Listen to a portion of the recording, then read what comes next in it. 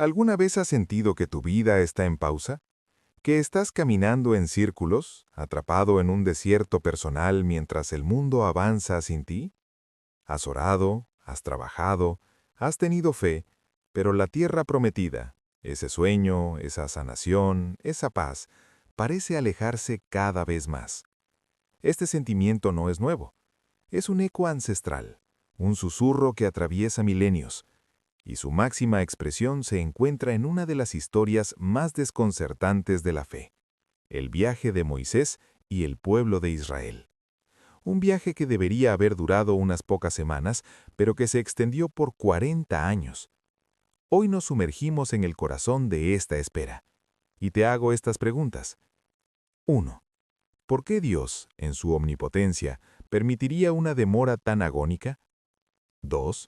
¿Fue realmente solo un castigo por la desobediencia o hay una verdad mucho más profunda que hemos pasado por alto? 3. ¿Qué lecciones secretas se forjaron en la arena del desierto que eran absolutamente indispensables para el futuro de una nación y para tu futuro hoy? 4. Y la más importante, ¿es posible que tu propio desierto, tu espera, no sea un retraso divino sino una preparación divina? En los próximos 40 minutos desmantelaremos juntos el mayor misterio del Éxodo. Este no es solo un video de historia, este es un mapa para tu alma. Primero, expondremos el error de diagnóstico, por qué la idea del castigo es una visión incompleta. Luego, descenderemos a la Universidad del Desierto y descubriremos las 4 materias cruciales que Dios enseñó en esa aula de arena y sol. Después, analizaremos la transformación personal del propio Moisés. Y, finalmente, te entregaré las claves para entender y transformar tu propio desierto, para que no solo sobrevivas a la espera, sino que florezcas en ella. Quédate conmigo, porque la respuesta a ¿por qué tardaron 40 años? Podría ser la respuesta que has estado esperando toda tu vida. La respuesta convencional, la que aprendimos en la escuela dominical, es simple. Desobedecieron y Dios los castigó. Y en parte es cierto. Recordemos el evento catalizador. Números, capítulo 13. 12 espías son enviados a explorar la tierra de Canaán. Regresan con evidencia de su abundancia increíble, pero también con un informe que envenena el alma de la nación. 10 de ellos dicen, la tierra es maravillosa, pero sus habitantes son gigantes. Somos como langostas a su lado. No podemos conquistarlos. Solo 2, Josué y Caleb, mantienen la fe. Pero el pánico es un virus más rápido que la fe. El pueblo llora, se rebela, incluso desean volver a la esclavitud en Egipto. La respuesta de Dios es severa. Decreta que esa generación incrédula, todos los mayores de 20 años, no entrarán en la tierra prometida. Morirán en el desierto. Sus hijos, la nueva generación, serán quienes hereden la promesa. Y aquí es donde la mayoría de nosotros detenemos el análisis. Un castigo. 40 años de castigo. Pero si nos quedamos ahí, nos perdemos el 90% de la sabiduría divina. Pensar que Dios, el estratega cósmico, el Padre amoroso, simplemente los hizo caminar en círculos por 40 años por pura retribución, es subestimar radicalmente su propósito. La desobediencia no fue la razón del viaje de 40 años, fue el diagnóstico. Fue la radiografía que reveló una enfermedad mortal en el alma del pueblo, una mentalidad de esclavo. Puedes sacar al hombre de la esclavitud en una noche, pero sacar la esclavitud del hombre puede tomar una generación entera. El castigo no era el fin, era el medio para una sanación profunda y necesaria. Porque Dios no estaba interesado en llevar esclavos a una tierra libre, estaba interesado en forjar hombres y mujeres libres, dignos de la tierra que les iba a entregar. Y para entender cómo lo hizo, debemos matricularnos en la institución educativa más dura y efectiva de la historia, la Universidad del Desierto. Pero su primera lección es la más contraintuitiva de todas. El primer curso obligatorio en esta universidad era Humildad y Dependencia 101. El profesor, Dios mismo. El libro de texto, el hambre. En Egipto, a pesar de ser esclavos, tenían una rutina. Tenían las ollas de carne, los ajos, los puerros. Su sustento, aunque miserable, era predecible. Dependían de la mano del faraón. Ahora en el desierto no había nada, ni campos que arar, ni mercados donde comprar, solo arena y cielo. Estaban completa y absolutamente, aterradoramente a merced de Dios.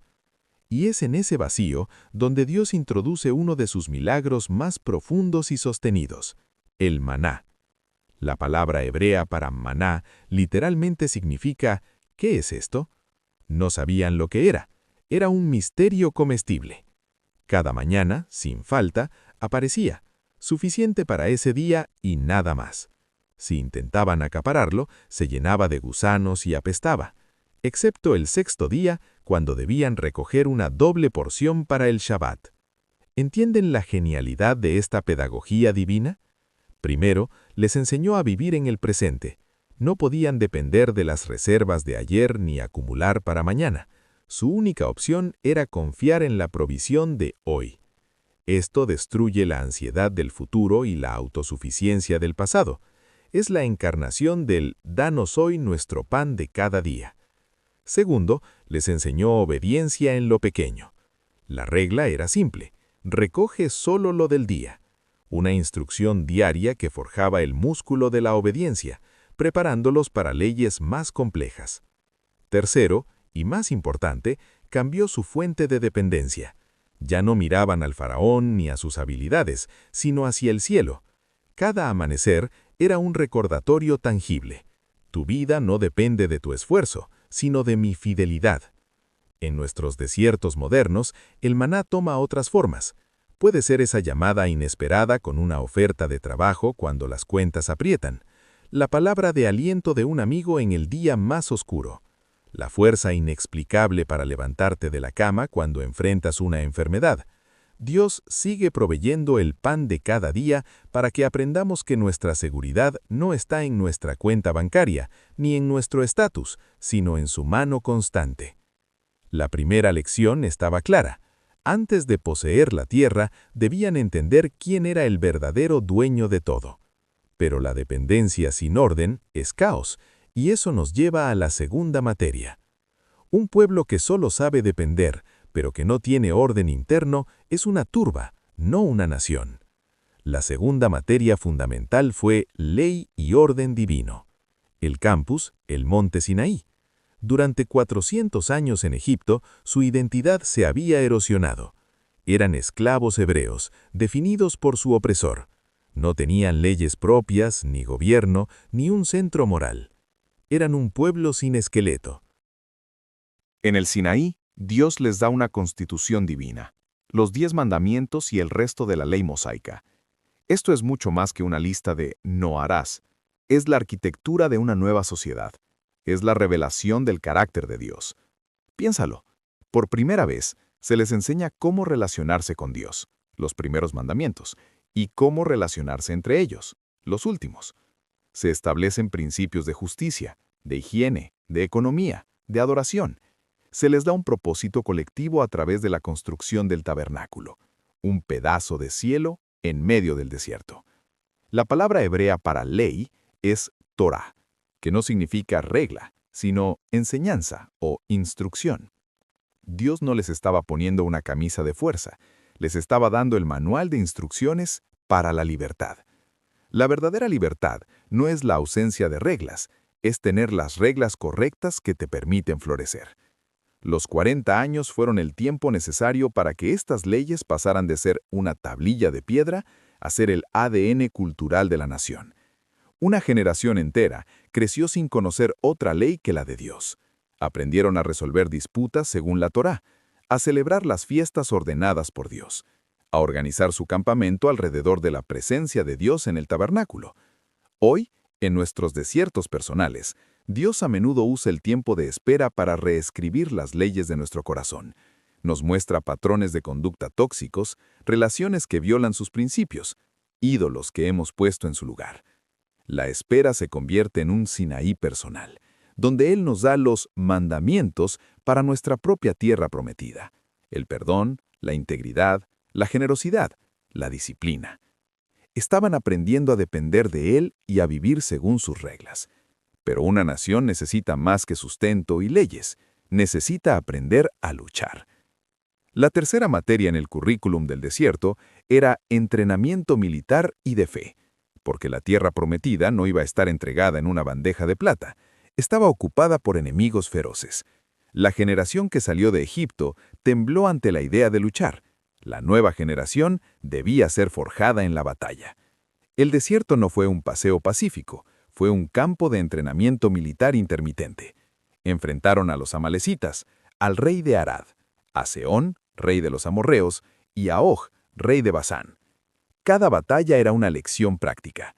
Aprendían estrategia militar bajo el mando de Josué, un líder que se estaba forjando para la conquista de Canaán. Pero más importante aún, aprendían una teología de la guerra. La victoria no dependía de la fuerza de su ejército, sino de la presencia de Dios con ellos. La famosa batalla contra Amalek es la clase magistral. Mientras Moisés mantenía sus manos en alto en oración, Israel prevalecía. Cuando sus brazos se cansaban y caían, el enemigo ganaba. La lección era inconfundible. La fuente de su poder no estaba en sus espadas, sino en la intercesión y la conexión con el cielo. Los 40 años transformaron a un pueblo de albañiles esclavos en un ejército endurecido. Los niños que habían nacido en el desierto no recordaban el látigo del capataz, recordaban el sabor de la victoria contra gigantes. Crecieron escuchando historias no de opresión, sino de la intervención milagrosa de Dios en la batalla. Su identidad cambió. En tu desierto, las batallas son las crisis que enfrentas. La enfermedad, la pérdida de un trabajo, la traición de un amigo. Cada una de estas guerras te obliga a decidir. ¿Confiarás en tus propias fuerzas, que se agotan como los brazos de Moisés, o las levantarás al cielo, reconociendo que la victoria final viene de Dios? Dios permite estas batallas en el desierto para que cuando llegues a tu tierra prometida, ya sepas cómo luchar. Ya sepas que tu mayor arma no es tu inteligencia ni tu talento, sino tu fe y tu dependencia en Él. Ya tenían sustento, ley y entrenamiento militar. Pero había una última lección, la más silenciosa y quizás la más difícil de todas, la del carácter del líder. No podemos entender los 40 años sin mirar al hombre que estuvo en el centro de todo, Moisés. El desierto no solo transformó al pueblo, pulverizó y reconstruyó al líder. Recordemos al Moisés que comenzó este viaje. Tenía 80 años, pero aún cargaba las cicatrices de su pasado. Era un hombre marcado por la ira impulsiva, la inseguridad, recordemos su «soy tardo en el habla», y el trauma de ser un fugitivo. Los primeros días en el desierto con el pueblo revelan a un líder frustrado, agobiado, que a menudo se queja ante Dios por la carga de esta gente dura de cerviz. Pero 40 años de conversación diaria con Dios en la tienda de reunión, 40 años de interceder por un pueblo rebelde, 40 años de depender del consejo divino para cada decisión, lo cambiaron fundamentalmente. El desierto lijó sus asperezas. La ira impulsiva se transformó en una paciencia santa. La inseguridad se convirtió en una confianza absoluta, no en sí mismo, sino en el Dios que lo llamaba. El fugitivo se convirtió en el amigo de Dios. Números 12:3 nos da el resultado de este proceso. Y aquel varón Moisés era muy manso más que todos los hombres que había sobre la tierra. La palabra hebrea para manso, anav, no significa débil, significa fuerza bajo control. Significa tener un poder inmenso, pero someterlo por completo a la voluntad de Dios. Uno de los momentos más trágicos y reveladores es cuando, al final de los 40 años, Moisés, en un momento de frustración, golpea la roca en lugar de hablarle como Dios le ordenó. Por este acto, Dios le prohíbe entrar en la tierra prometida. ¿Por qué una consecuencia tan severa? Porque en ese instante, Moisés actuó desde su viejo yo, desde la ira, atribuyéndose el poder. Fue un recordatorio doloroso de que el proceso de transformación es para toda la vida. El viaje de 40 años fue tanto para crear un pueblo listo para la tierra, como para perfeccionar al líder que los guiaría hasta sus fronteras. Dios se toma el tiempo necesario para formar el carácter. Él está más interesado en quién te estás convirtiendo durante la espera que en la rapidez con la que llegas a tu destino. Y hay un último nivel de profundidad, un código numérico que Dios tejió en esta historia. En la Biblia, los números rara vez son accidentales, y el número 40 es uno de los más simbólicos y poderosos. Es el número de la prueba, de la transición, de la preparación y de la transformación completa. Llovió durante 40 días y 40 noches en el diluvio de Noé, un tiempo para limpiar y reiniciar el mundo. Moisés estuvo en el monte Sinaí por 40 días y 40 noches recibiendo la ley, un tiempo de revelación divina. Elías viajó 40 días y 40 noches hasta el monte Horeb, fortalecido por el alimento de un ángel, un tiempo de restauración espiritual. Jesús fue llevado al desierto por 40 días y 40 noches para ser tentado, un tiempo de preparación para su ministerio público. ¿Vemos el patrón? El número 40 en la narrativa bíblica representa un ciclo completo de prueba que resulta en un estado nuevo y superior. No es una duración arbitraria. Es el tiempo divinamente asignado para que un proceso llegue a su fin. Los 40 años en el desierto no fueron un tiempo muerto. Fue el periodo de gestación de una nación. Una generación de mentalidad esclava tuvo que morir para que una nueva generación, nacida en libertad y forjada en la dependencia, la ley y la batalla, pudiera nacer y estar lista para la promesa. Cuando entiendes el Código 40, tu perspectiva sobre tus propias esperas cambia. Tu periodo de desempleo, tu tiempo de soltería, tu lucha con una enfermedad crónica, dejan de ser una condena y se convierten en tu período 40. Es tu tiempo de prueba, tu gestación, tu preparación. Dios está usando ese tiempo para llevar a término algo nuevo en ti. Y esto nos lleva a la pregunta final y más importante. ¿Qué haces mientras estás en tu desierto? La historia de los 40 años no es una reliquia histórica, es tu historia. Es mi historia. Todos en algún momento atravesamos un desierto. Quizá tu desierto es una anhela profesional. Eres como un David, ungido para ser rey, pero sigues cuidando ovejas en el campo, huyendo de Saúl, esperando que la promesa se cumpla. Quizá tu desierto es relacional. Esperas a la persona adecuada o luchas por la restauración de tu matrimonio. Quizá tu desierto es espiritual. Sientes a Dios distante. Tus oraciones parecen golpear el techo. Las lecciones de Israel son tus herramientas de supervivencia y transformación. 1. Busca el maná diario. Deja de preocuparte por el próximo año y concéntrate en la provisión de Dios para hoy. ¿Cuál es tu pan para este día? Agradece por lo pequeño. La gratitud es el antídoto contra la queja. 2. Aprende la ley del desierto. ¿Qué te trata de enseñar Dios en esta temporada? ¿Qué área de tu carácter está puliendo? No te resistas a la lección. Abraza la Torá que Dios está escribiendo en tu corazón. 3. No huyas de la batalla. Cada desafío es una oportunidad para fortalecer tu fe. En lugar de decir, ¿por qué a mí?, pregunta, ¿para qué, Señor? Cada victoria sobre el miedo, la duda o la tentación te prepara para los gigantes en tu tierra prometida. 4. Permite que tu carácter sea forjado. Como Moisés, rinde tu ira, tu inseguridad y tu autosuficiencia. La meta principal del desierto no es llegar al destino, es convertirte en la persona que puede manejar la bendición del destino. El desierto no es el final de tu historia, es el capítulo donde te conviertes en el héroe de tu historia. Así que, ¿por qué Moisés duró 40 años para llegar a la tierra prometida? No fue solo un castigo, fue una metamorfosis. Fue la transformación de una multitud de esclavos asustados en una nación de guerreros santos. Fue el tiempo necesario para enseñarles a depender, a obedecer y a luchar por fe.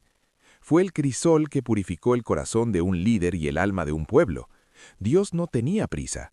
Su prioridad no era la geografía, sino la gente. No estaba enfocado en llevarlos a la tierra prometida lo más rápido posible, sino en asegurarse de que estuvieran listos cuando llegaran. Y la misma verdad se aplica a ti hoy. Tu espera no es una señal del abandono de Dios, es una señal de su profundo e íntimo trabajo en ti. Él está construyendo en tu desierto la fortaleza que necesitarás en tu palacio. Te está enseñando en la escasez cómo administrar la abundancia. No desprecies tu desierto. Es tierra santa. Es tu Sinaí. Es tu campo de entrenamiento. Es el lugar donde Dios te habla, te moldea y te prepara para la promesa que tiene un nombre escrito. El tuyo, Si te quedas con una sola cosa de este video, que sea esta. El desierto no es un desvío en tu camino. Es el camino que te hace digno de tu destino. Tomemos un momento para orar juntos.